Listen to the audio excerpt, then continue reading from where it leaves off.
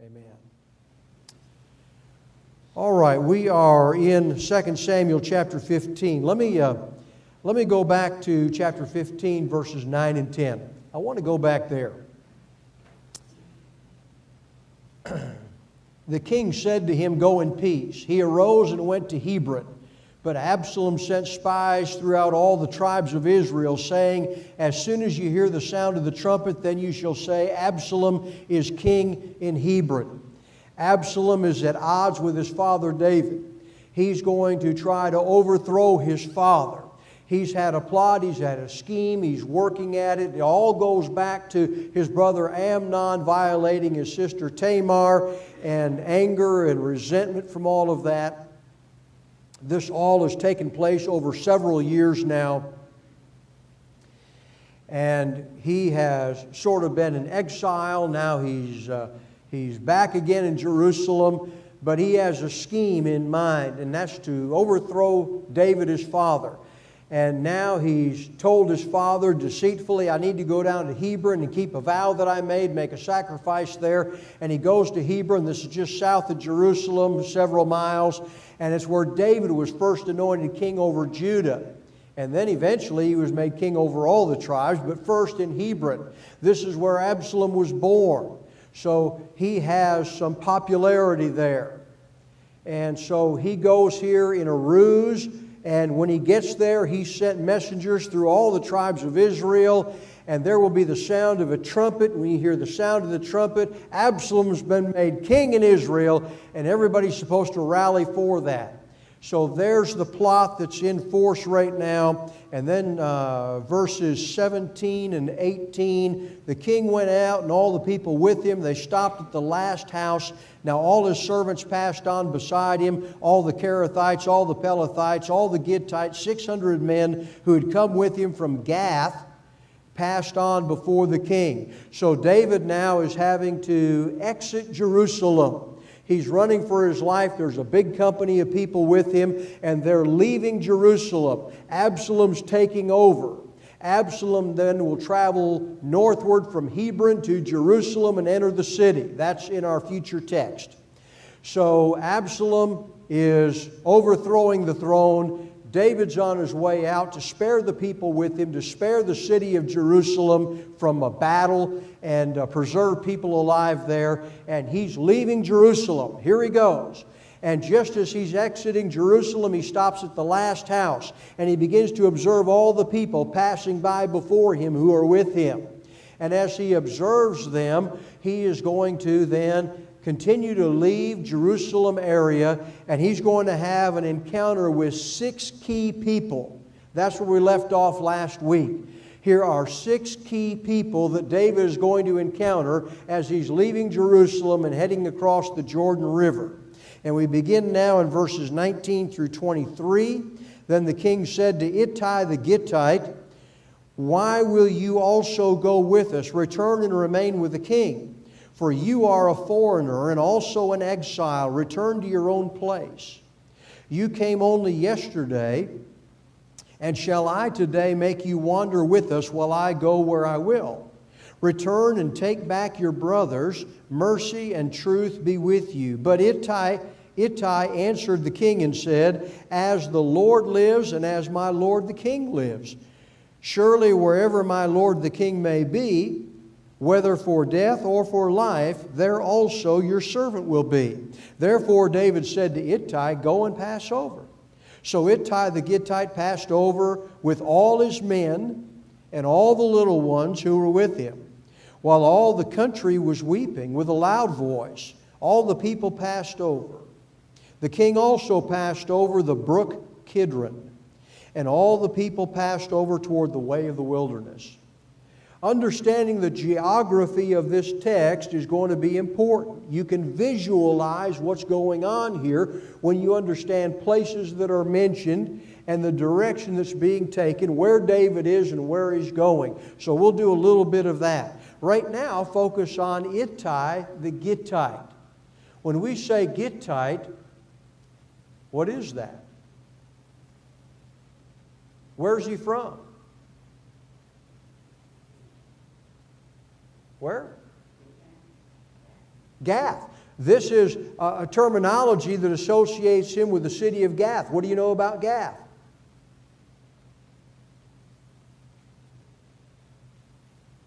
Who's in Gath?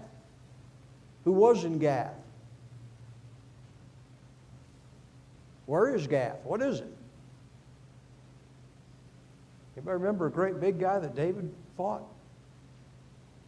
This is Philistine. This is one of the main Philistine cities. He is from Gath. He's a Gittite. He's from the Philistine territory. This is his background. This is where he's from. And he's gone to be with David. David hid out there for a while. David was hiding among the Philistines for a while. And so this is why I say I think that, maybe we're getting a flavor of an Old Testament evangelism where David has been. People, whether they're Kerethites, Pelethites, Gittites, whoever they are, David's winning people over. And not just to David, but to the Lord himself. And so here's a guy from Gath who is coming, and he's got an entourage with him. He's like the head of a group, and they're with David. And so here he comes. He's a Gittite. He's from the city of Gath, and he's with David. He's an exile. He's an exile from his own land, and he's with David. This is where he's chosen to be. That says something remarkable about David. With all the downfalls of David, all the sins he's committed, all the mistakes, still it's very recognizable that he is a man after God's own heart. And there's a genuineness about David. And whether he's on the throne or whether he's in exile, he's someone to be with if you value God. And so that's important to see. He's Ittai the Gittite, a foreigner, exile. He came to David recently. Verse 20 says, yesterday. This is a sort of a figure of speech that you came to me just yesterday. You just got here. Not literally yesterday, but you just got here. You just showed up. And now I'm going to ask you to go into exile with me. I don't want to do that. You don't owe me anything.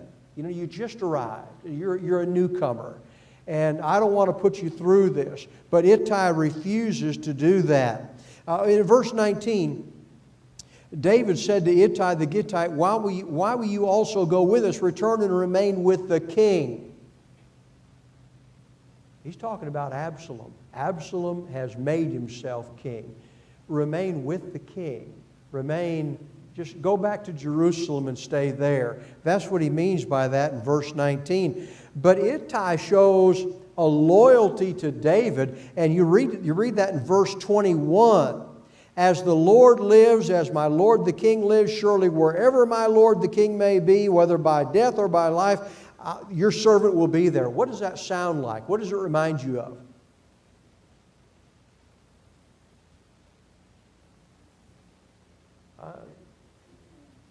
Ruth and Naomi.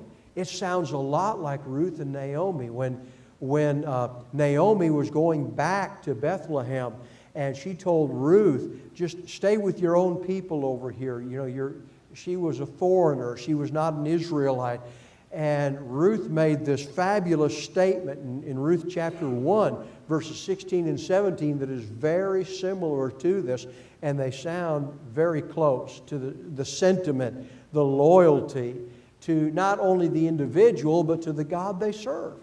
And so it's very reminiscent of what happened in the book of Ruth. Now, David, verse 23, the king also passed over the brook Kidron. Where's the brook Kidron? Anybody recall hearing about Kidron, the Kidron Valley? All right, well, that is the direction David's taking, and the Kidron Valley is just east of the city of Jerusalem. So in the Bible map you have in your brain right now, you think about Jerusalem, and you think as you go over toward the east, you're going toward the Jordan River. And so if you're leaving the city of Jerusalem, you're passing the brook Kidron in the Kidron Valley. So you have Jerusalem, and we know Jerusalem is always a high point. Everybody who's going to Jerusalem, they're going up. in Bible terminology. Let's go up to Jerusalem. Let's go up to the temple. They're always going in elevation upward. And then you have the Kidron Valley. And then you have just east of that, the Mount of Olives. So you have Jerusalem, you have the Mount of Olives, and you have the Kidron Valley in between, and you cross the brook Kidron in that valley. So you think about John 18 and verse 1, jumping all the way forward to the days of Jesus. When Jesus had spoken these words, he went forth with his disciples over the ravine of the Kidron, where there was a garden in which he entered with his disciples. So David's heading that direction, east. Kidron Brook, Kidron Valley. He's going to go through the Mount of Olives, and he's going to go over to the Jordan River. That's the direction he's going. So Ittai the Gittite, number 1, 6 key individuals. Then we have 2 together. They are Zadok and Abiathar. What do you know about Zadok and Abiathar? Who are they? Why is their role special? What kind of service do they give? Okay, let's read it. Verse 24 and down through about verse 29. Now behold, Zadok also came, and all the Levites with him, carrying the ark of the covenant of God. And they set down the ark of God, and Abiathar came up until all the people had finished passing from the city. The king said to Zadok, return the ark of God to the city.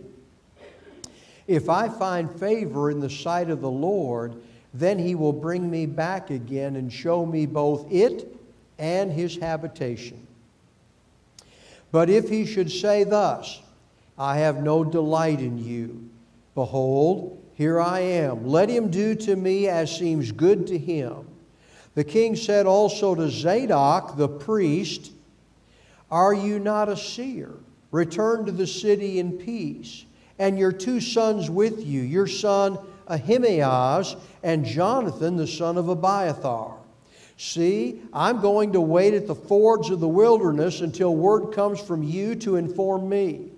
Therefore Zadok and Abiathar returned the ark of God to Jerusalem and remained there. Zadok and Abiathar, what's their function? They are priests. They're of the priesthood. They're part of the Levite clan.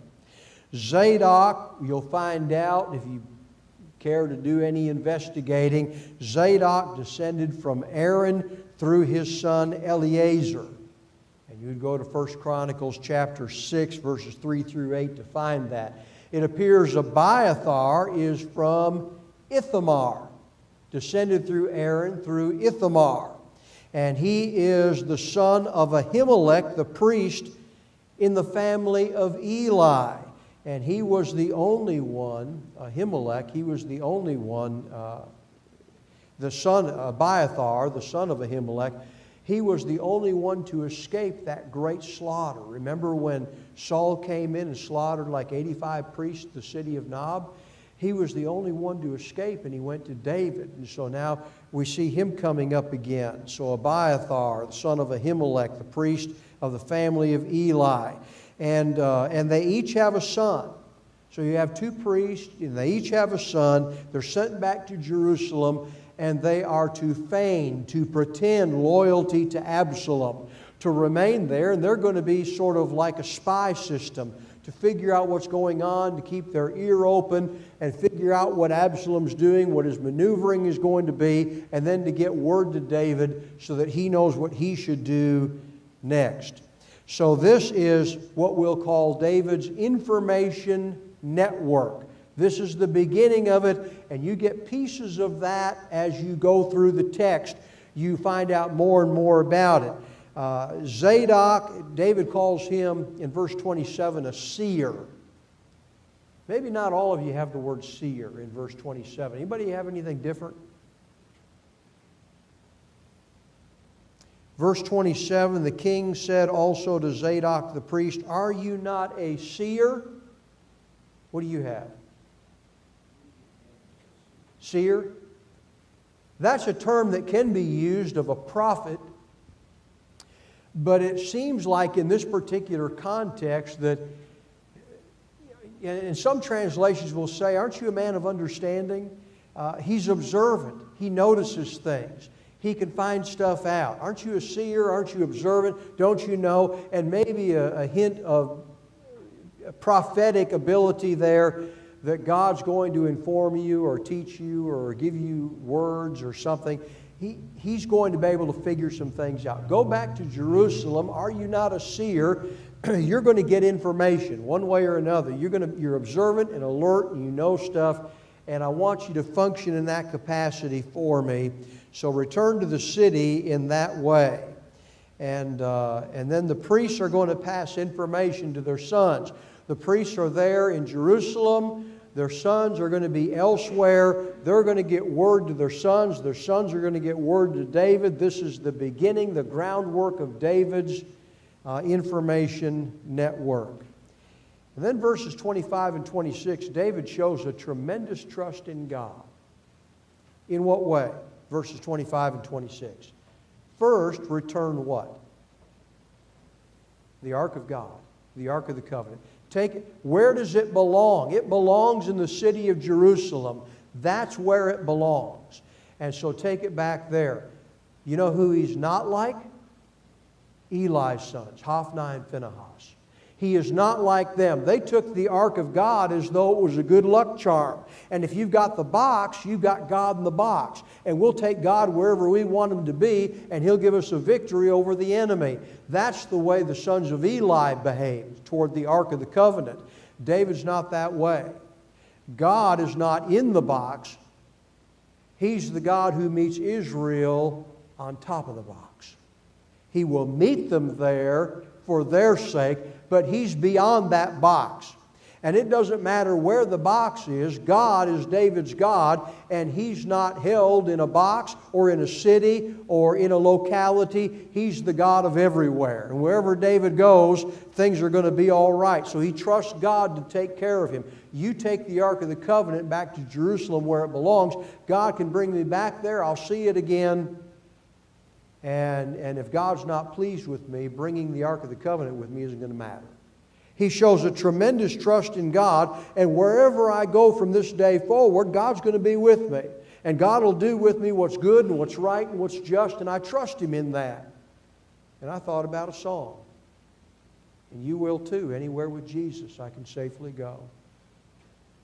Paul said, for me to live is Christ and to die is gain. It doesn't matter. Anywhere with Jesus I can safely go. And David is of that mind and shows great trust in God at this moment. All right, we've had Ittai the Gittite. We've had these two priests, Zadok and Abiathar. Do you have comments before we go to the next individual? This will be number 4 we're coming up to. All right, this guy's name is Shimei the Archite.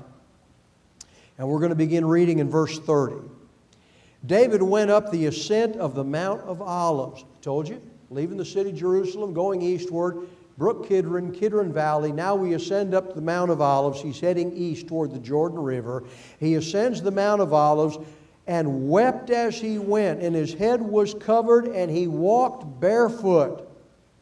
Then all the people who were with him each covered his head and went up weeping as they went. Now someone told David, saying, Ahithophel is among the conspirators with Absalom. And David said, O Lord, I pray, make the counsel of Ahithophel foolishness. It happened as David was coming to the summit where God was worshipped, that behold, Shimei the Archite met him, and his coat torn and dust on his head. And David said to him, If you pass over with me, then you will be a burden to me. But if you return to the city and say to Absalom, I will be your servant, O king, as I've been your father's servant in time past, so I will now be your servant.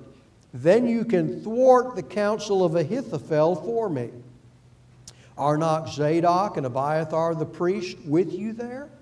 So it shall be that whatever you hear from the king's house, you shall report to Zadok and Abiathar the priest. Behold, their 2 sons are with them there, Ahimaaz, Zadok's son, and Jonathan, Abiathar's son, and by them you shall send me everything that you hear. So Hushai, David's friend, came to the city, and Absalom came into Jerusalem.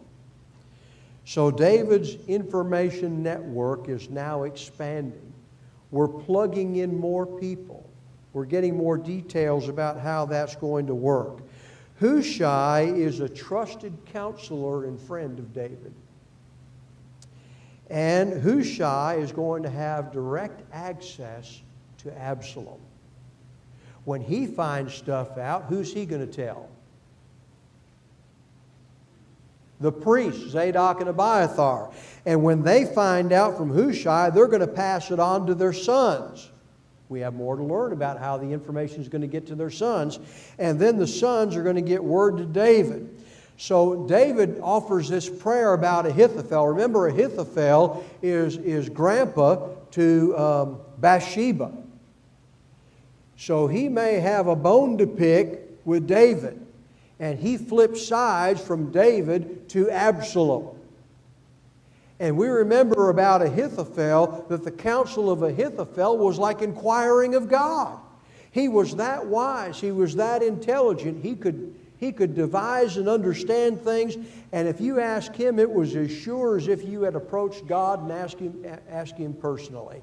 Ahithophel was a wise counselor, spot on in everything that he said. And so David offers this prayer in verse 31. O Lord, I pray, make the counsel of Ahithophel foolishness, because he's such a weapon against David being on Absalom's court now. So as David offers the prayer, and not every translation words it this way, but some translations will have it that as David finishes the prayer, and then try and think which translation it is. Might be New King James, American Standard Version, one of those. Will say it came to pass. David offers the prayer, make the counsel of Ahithophel as foolishness, and it came to pass. Some will just say then, or some will pass by it altogether, but the wording's there. It came to pass as if in answer to David's prayer, and then some translations will have the interjection that's there. Behold, when Hushai shows up, there's an interjection there. And not all translations have it. Some pass over it, but it's there in the text. Behold, it came to pass, behold, here comes Hushai, as if he's the answer to the prayer that David just offered. And he's going to be able to help thwart the counsel of Ahithophel when he goes back to Jerusalem. All right, we're ready for the next individual we're going to encounter. Your comments, questions here? All right, I'm going fast. Aren't you impressed? And so here we go, moving through this, and now we're on to the next individual David's going to encounter. His name is Ziba. And we begin reading about him. We're all the way to chapter 16 now, verses 1 through 4. Now when David had passed a little beyond the summit. What's the summit? That's right, Mount of Olives. So we're continuing eastward. He's heading toward the fords of the wilderness. He's heading toward the Jordan River. And he's going to pause there and wait for word from Jerusalem about what his next move should be. So that's the direction he's going. And now he's passed a little beyond the Mount of Olives. Behold, Ziba, the servant of Mephibosheth, met him with a couple of saddled donkeys. Now, we encountered Ziba a long time ago. After the death of King Saul, and he's just sort of been a free agent out there, and then Mephibosheth shows up, the grandson of Saul, through his son Jonathan, and all of a sudden Ziba becomes servant to Mephibosheth. And he's in servitude again, not just living for himself. So Ziba may not have been particularly happy about that situation with Mephibosheth.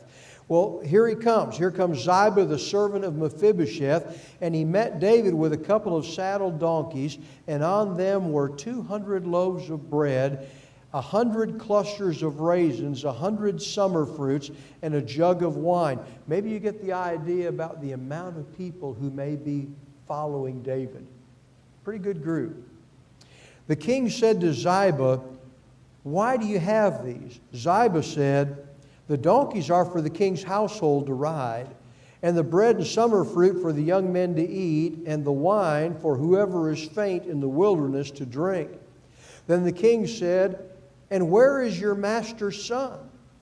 Ziba said to the king, "Behold, he's staying in Jerusalem. For he said, 'Today the house of Israel will restore the kingdom of my father to me.'" So the king said to Ziba, "Behold, all that belongs to Mephibosheth is yours." And Ziba said, "I prostrate myself. Let me find favor in your sight, O my lord the king." So Ziba is remembered all the way back from 2 Samuel chapter 9, verse 10, and how he became the servant now of Mephibosheth. And what do you remember about Mephibosheth? What's his status? What's his condition? He's crippled. From 5 years old up, he's been crippled. He's no threat to the throne. He's not going to take over the throne. And he's from the household of Saul. He's from Saul's family. Saul is his grandfather. Absalom is David's son. When Absalom overthrows the throne of David, what's that got to do with reestablishing the household of Saul? Zero. Nothing. And he's crippled. He's no threat to David. This story doesn't add up. There's something about it that doesn't ring true. Why would any of that be so? But this is the story that Ziba says. He shows up to David, and David says, "Where's Mephibosheth?" And Ziba says, "Oh, he stayed back in Jerusalem. He figured this is God. He's going to give him an opportunity to get back on the throne, to take the throne from you. That's why he's in Jerusalem. He's a traitor." That's the story that Ziba tells about why Mephibosheth isn't with him. So we're going to find out later this doesn't add up at all, because eventually David's coming back to Jerusalem, and there's going to be a face-to-face with Mephibosheth. And Mephibosheth tells a very different story about what just happened. And so we'll keep that in our pocket for later. Here's something I want us to at least get from this before we move forward. How many sides are there to a story? Right? 2. And so we're hearing a story from one side. And isn't it interesting that we tend to be under the sway of the one who's talking to us at the time? You got someone you know, and they're telling you a story. And you buy this story, hook, line, and sinker. They're face to face. They're talking to you. Why would they tell you a lie? Why would they shade it in a way that is deceitful? Why would they do that? You know them. And so they're telling you a story. But there's 2 sides to every story. That's why we have courtrooms. That's why we have prosecution and defense. There's 2 sides to every story. And so here's Ziba telling a story, and everything sounds very plausible. Everything sounds, to David. David's on the run. David's trying to preserve his life, the city of Jerusalem, people with him. And here comes Ziba with all these gifts for him to sustain his life, give him food to eat, donkeys to ride on, and helping him out. And he tells him about Mephibosheth, and to David at the time, at the moment, it seemed, okay, this is feasible. And so he tells Ziba, all right, everything I'd given to Mephibosheth, now it's yours.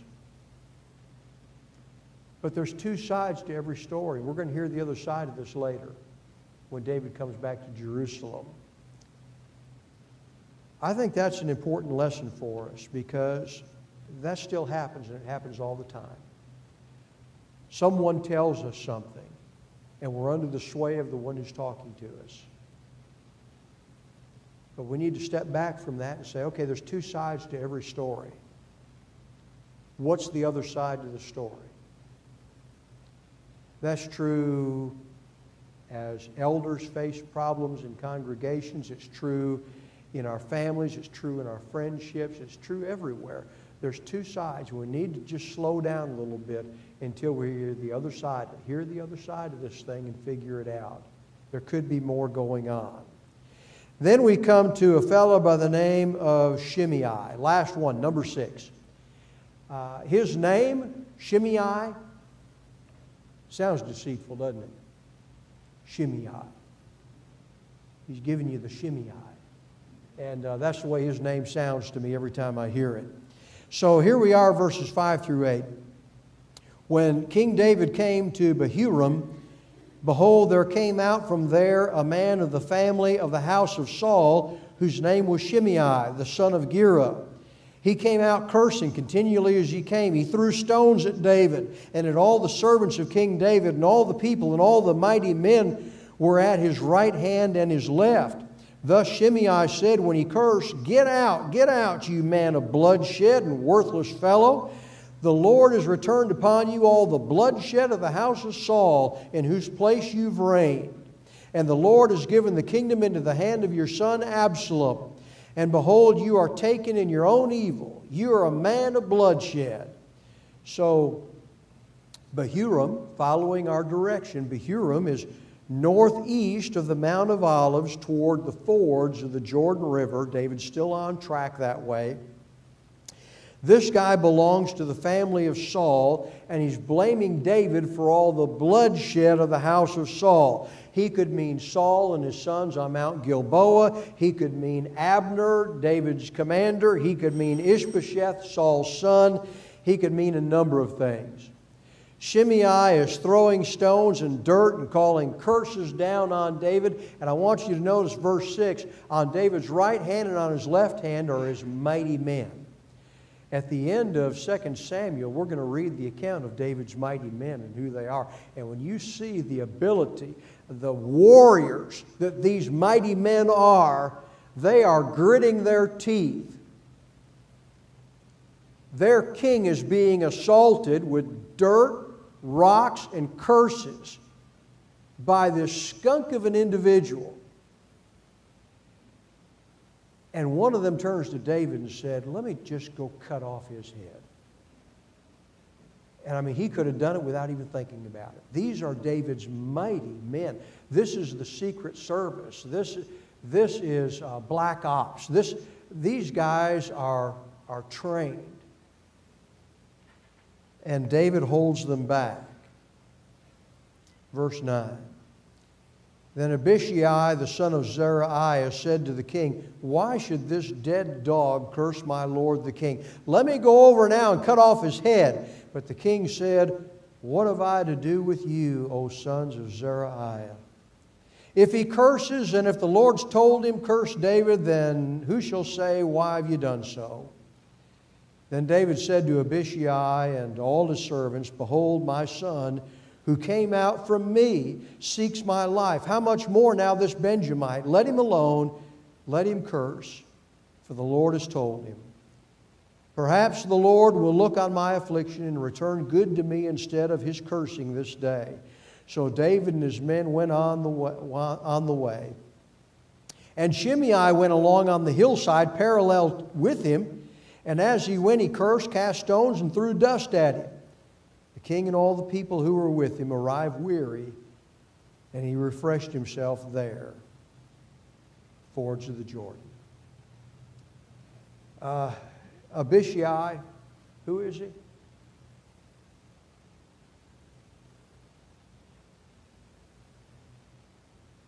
Okay, you're thinking it. He's one of David's nephews. Zeruiah is David's sister. And he's one of David's nephews. And he comments, oh, you sons of Zeruiah. It's just like, what have I to do with you? They solved everything with violence. Violence, violence, violence. That's how they solved everything. And this is the same thing when his brother killed Abner. David made the same sort of remark then. And so David has a very different view. Maybe it's discipline from God. Maybe I deserve this. I'm just going to leave it in the hands of God. God's going to take care of this, and it'll be what it is. And he trusts God more. And Shimei has this sort of a safe distance that he's keeping. He's on a hillside parallel. So they're over here, and he's over here, and there's a valley between them, and so he's at a distance, and he's spouting off all these curses against David and throwing rocks and dust and all these things, but he's keeping a safe distance. I have no doubt that Abishai could have run through that, down that hill, through the valley, up the other one, and got him in no trouble. But David held him back. And they reached the fords of the Jordan, and they refreshed themselves. Next week, I want to draw a few lesson applications from chapter 15 and the first 14 verses of chapter 16. We'll just make some lesson applications, and we'll move on to our next handout. We'll give the next handout next week, front end of class, and we'll be into the next chapter, the rest of chapter 16 into chapter 17. We'll hand that out next week, first thing. I'll make these comments about lessons we can glean from what we've just studied, and then we'll move into the new stuff. Anything you want to say?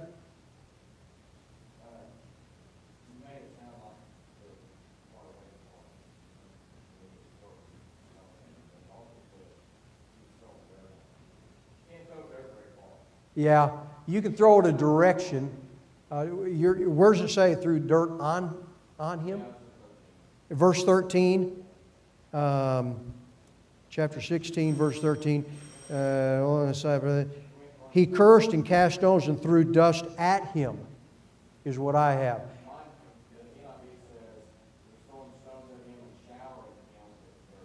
Yeah, I think they took some liberty in the text there. The shower didn't quite reach. But he's not right next to David. He's got mighty men on his right and left. He's not that close. It doesn't make sense with the group David has with him. He's throwing a shower that way, but it's not quite getting there. I think the NIV took some liberty with that. I'll double check it. I'm glad you brought it to my attention. I'll double check it, see what I can find. But I think they took a little liberty with that. All right, we're dismissed. Thank you.